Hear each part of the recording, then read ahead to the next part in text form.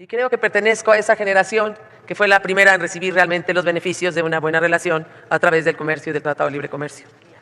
Y el problema es el debilitamiento de la soberanía en nuestro país, porque le hemos entregado al crimen organizado el Estado. Ese es el problema, y eso va debilitando nuestra soberanía. Nos vemos amenazados no por un país en el exterior, sino por no haber enfrentado el crimen organizado en su momento. Pero estos últimos 7 años, lo que hemos hecho es debilitar al Estado mexicano. Y esa debilidad se ve en el exterior, y se ve una y otra vez, por cualquier país, pero particularmente por el que más tenemos relación, y por el que incluso, digámoslo claro, necesitamos la mejor relación posible. La diputada Margarita Zavala viene a hablar aquí de soberanía. Ahora resulta que está muy preocupada por la soberanía nacional. Pero yo le pregunto, diputada, ¿por qué no habló de soberanía, por ejemplo, cuando Felipe Calderón intentó abrir Pemex a los privados? ¿O por qué no habló de soberanía cuando le entregaron CFE a Iberdrola? ¿Por qué no habló usted de soberanía, de control del territorio? Si resulta que Felipe Calderón se coludió con el crimen organizado, ¿y por qué no va usted a hablarle de soberanía y de seguridad pública a Genaro García Luna, que está hoy en la cárcel? ¿Por qué no va usted a hablar de soberanía cuando permitieron la entrada ilegal de armas, legalizándolas, que terminaron en manos del crimen organizado al que ustedes favorecían en el gobierno de Felipe Calderón?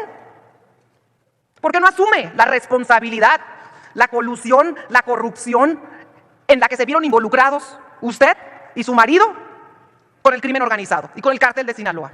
Ahora resulta que vienen aquí a querer dar clases, olvidándose de la memoria histórica. Tiene ahora el uso de la palabra la diputada Margarita Esther Zavala Gómez del Campo, del Grupo Parlamentario de Acción Nacional, hasta por 5 minutos para presentar la posición de Acción Nacional en la agenda política. Señor presidente, muchas gracias. Adelante. La historia entre Estados Unidos y México, en efecto, siempre ha sido compleja, larga y muy importante por la vecindad que tenemos. Nos costó mucho trabajo que reconociera la independencia. Nos tocó la etapa de su extensión. Se dieron a las guerras más dolorosas que hemos tenido y que se ha tenido en la región con la guerra del 47. Después fue una relación de mayor colaboración. Y creo que pertenezco a esa generación que fue la primera en recibir realmente los beneficios de una buena relación a través del comercio y del Tratado de Libre Comercio, que nos colocó en mayor igualdad. Después de múltiples amenazas de certificaciones, de no tener relación con nosotros, poco a poco esta historia se fue construyendo. Y sí, es un asunto de soberanía, eso es ciertísimo. Y miren, es que lo importante no es lo que diga Trump, sino los silencios que aquí se tienen, las debilidades que se tienen. Y en eso creo que se le ha fallado a los mexicanos.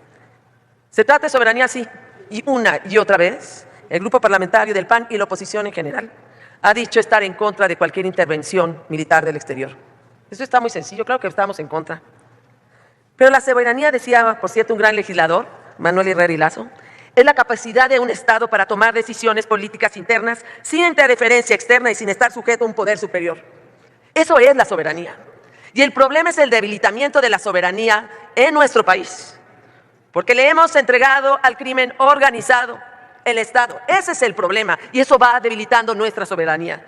La soberanía implica independencia del Estado respecto de los otros, de autodeterminación, tanto en lo interno como en lo externo. Y en lo interno, una y otra vez, nos vemos amenazados no por un país en el exterior, sino por no haber enfrentado el crimen organizado en su momento. Eso es la soberanía. La soberanía nos ayuda a enfrentar, a mirar de frente no solo a Estados Unidos, sino a cualquier país y cualquier grupo de países. Nosotros, si queremos soberanía, tenemos que fortalecernos también por nosotros. Pero estos últimos 7 años, lo que hemos hecho es debilitar al Estado mexicano. Y esa debilidad se ve en el exterior. Y se ve una y otra vez, por cualquier país, pero particularmente por el que más tenemos relación. Y por el que incluso, digámoslo claro, necesitamos la mejor relación posible. Sí, queremos fuerza y queremos igualdad. Y por eso tenemos que fortalecer el Estado de Derecho. Y en los últimos 7 años este Estado de Derecho no se ha fortalecido y no se ha puesto en condiciones de debilidad para negociar lo que sea frente a cualquier país. Queremos fuerza, pero lo que hemos hecho es debilitar la división de poderes. Y hoy hay un proceso electoral de un poder judicial al que le quitamos la independencia. Y eso debilita la institucionalidad de nuestro país, debilita nuestro México. Queremos fuerza y queremos igualdad, pero somos incapaces de fortalecer el combate al crimen organizado. Queremos fuerza y queremos igualdad frente a Estados Unidos, pero pueden reírse después de ver una y otra ley que restringe libertades. Claro que necesitamos soberanía, pero lo primero que tenemos que mostrarle al mundo entero es que sabemos cuidar las libertades y que tenemos un gobierno que las promueve y que las protege. No, en cambio, a través de iniciativas, una y otra vez, ya está, incluso a través de su propia actitud, restringe y debilita las libertades hasta llegar a momentos como ahora, en donde se va a discutir en un conversatorio la libertad de expresión. Y así como nos colocamos frente al mundo, lo que queremos frente a Estados Unidos y frente a cualquier país del mundo es fuerza, soberanía, pero lo que estamos entregando es debilidad institucional. Desde la oposición lucharemos por hacer soberano a nuestro México. Muchas gracias. ¿Con qué objeto, senadora Julieta Ramírez? Quería hacerle una pregunta a la oradora. Pues ya terminó, pero tiene usted el uso de la palabra a nombre del Grupo Parlamentario Morena. Tiene el uso de la palabra la senadora Julieta Andrea Ramírez Padilla, del Grupo Parlamentario Morena, está por 5 minutos. Perdón, si me había pedido la palabra antes, no me di cuenta. Gracias, presidente. Adelante. La persona que me antecedió en el uso de la voz, la diputada Margarita Zavala, viene a hablar aquí de soberanía. Ahora resulta que está muy preocupada por la soberanía nacional. Pero yo le pregunto, diputada, ¿por qué no habló de soberanía, por ejemplo, cuando Felipe Calderón intentó abrir Pemex a los privados? ¿O por qué no habló de soberanía cuando le entregaron CFE a Iberdrola? ¿Por qué no habló usted de soberanía, de control del territorio? Si resulta que Felipe Calderón se coludió con el crimen organizado, ¿y por qué no va usted a hablarle de soberanía y de seguridad pública a Genaro García Luna, que está hoy en la cárcel?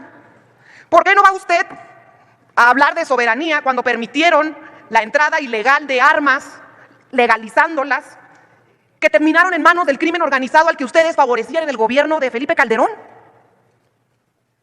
¿Por qué no habla entonces de eso usted? ¿Por qué no asume la responsabilidad, la colusión, la corrupción en la que se vieron involucrados usted y su marido con el crimen organizado y con el cártel de Sinaloa? Ahora resulta que vienen aquí a querer dar clases, olvidándose de la memoria histórica. Realmente me parece cínico, lamentable, triste, pero por fortuna el pueblo no olvida. Y si a ustedes se les olvidó, a conveniencia, habrá millones de mexicanos allá afuera que se los recuerden. Y como mi pecho no es bodega, también aprovecho para comentar que, a diferencia, por ejemplo, de Ernesto Zedillo, la presidenta Claudia Sheinbaum no tiene una relación con Estados Unidos de subordinación, sino de coordinación. Y a diferencia de Ernesto Zedillo, la presidenta de la República, ante tumultos económicos, cuida a su pueblo, cuida la vivienda, cuida la economía, cuida los empleos, cosa muy distinta en pasadas administraciones.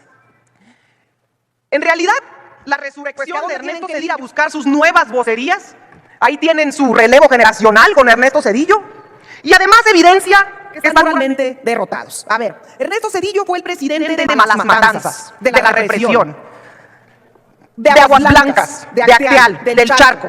Ernesto Zedillo fue el que ahora dice que no le gustó la reforma judicial, pero fue el que cerró la corte un mes y de un plumazo quitó a todos los ministros, eso sí, los mandó con una jugosa pensión vitalicia a su casa para que nadie dijera nada, y puso a los nuevos ministros a modo. Eso es lo que está terminando con la reforma judicial actual. Ernesto Zedillo, el que privatizó los ferrocarriles y que luego se fue a acabar a la empresa que benefició, ese es su estandarte moral.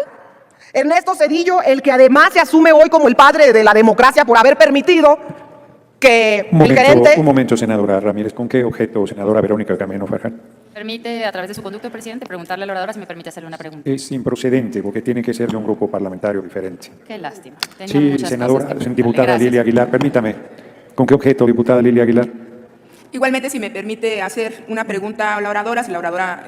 Senadora Julieta Ramírez, la diputada Lilia Aguilar quiere hacerle una pregunta. Si la Sí, con mucho acepta, gusto. tiene un minuto para hacer la pregunta, diputada Aguilar, y senadora Julieta Ramírez tiene 2 minutos para responder. No la interrumpiré, seguirá Gracias. después corriendo su tiempo. Adelante, diputada Aguilar.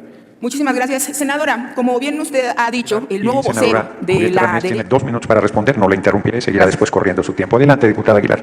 Muchísimas gracias, senadora. Como bien usted ha dicho, el nuevo vocero de la derecha, el relevo generacional, que es una gran analogía, es hoy, de la derecha, es hoy Ernesto Zedillo, que se vuelve un poco incongruente porque, bueno, pues no solamente es el presidente de las matanzas, de la crisis económica y del relevo y del manotazo de haber quitado a la Corte de la noche a la mañana, hoy viene a dolerse de manera absurda, pero la relación que tuvo Ernesto Zedillo fue de completo entreguismo a el gobierno de los Estados Unidos, igual que el de Felipe Calderón, que como usted recordará, senador, en el 2010 permitió la entrada de tropas norteamericanas o de elementos norteamericanos, para no ponerlo muy dramático, a nuestro país, y que no solamente encabezó el Rápido y Furioso, sino que hoy se ha demostrado en los Estados Unidos que tiene vínculos con el narco. ¿Qué opinión le merece la participación de la diputada Margarita Zavala y qué congruencia hay en la derecha para hablar de las relaciones entre México y Estados Unidos en las que solamente tuvieron subordinación? Muchas gracias.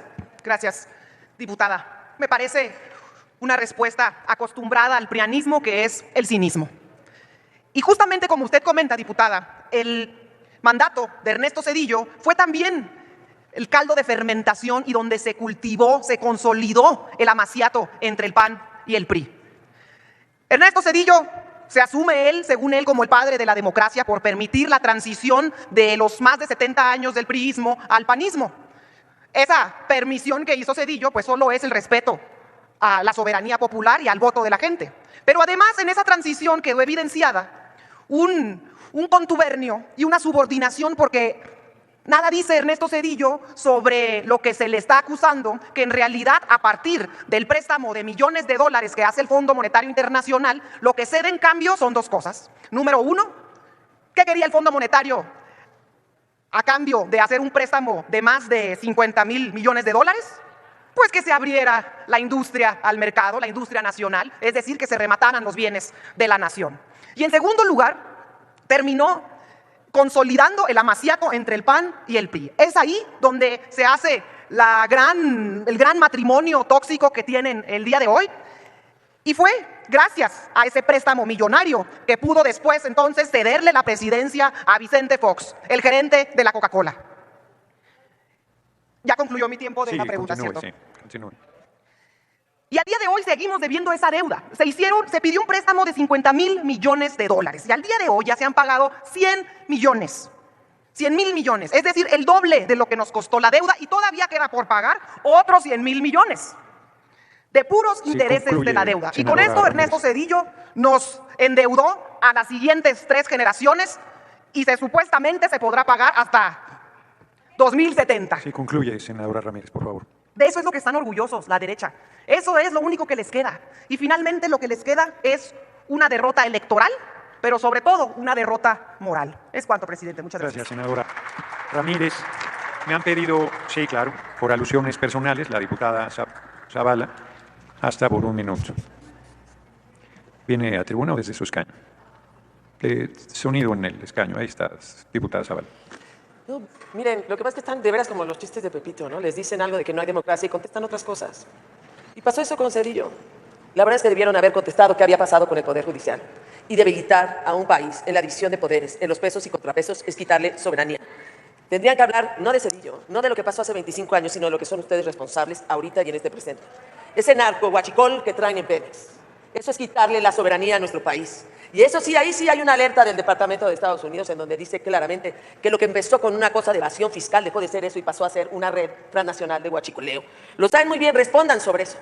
Respondan por una elección en donde una y otra vez se demuestran que los candidatos no son los idóneos. Y que incluso desde aquí algunos de ustedes han impugnado. Y que va a debilitar al Poder Judicial. No me vengan a hablar de lo que hicieron otros hace 25 años. Son responsables de esta debilidad que nos pone en condiciones menos fuertes de lo que teníamos antes frente a Estados Unidos. Gracias.